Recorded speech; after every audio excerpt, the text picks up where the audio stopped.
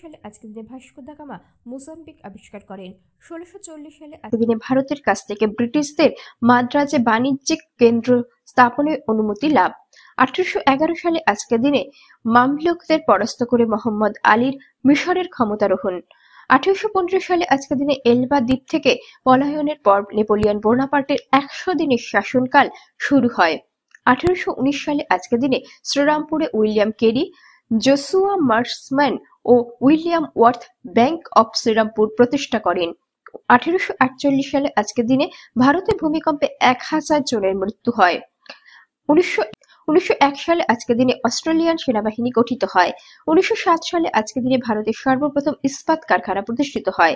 1912 সালে আজকের দিনে আলবার্ট বেরি প্রথম উড্ডীয়মান বিমান থেকে প্যারাশুটের মাধ্যমে নামেন।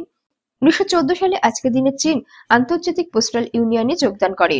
1919 সালে আজকের দিনে কোরিয়ায় জাতীয় মুক্তি আন্দোলনের সূত্রপাত।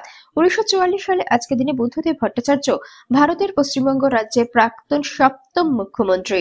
1949 সালে আজকের দিনে রাশিয়ান বিমান দুর্ঘটনায় 385 জন নিহত হয়।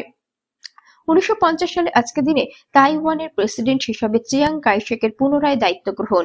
1971 সালে আজকের দিনে ইয়াহিয়া খান কর্তৃক পাকিস্তান জাতীয় পরিষদের অধিবেশন অনির্দিষ্টকাল স্থগিত ঘোষণা। 1990 সালে আজকের দিনে লিথুয়ানিয়া সাবেক সোভিয়েত ইউনিয়নের কাছ থেকে স্বাধীনতা লাভ করে।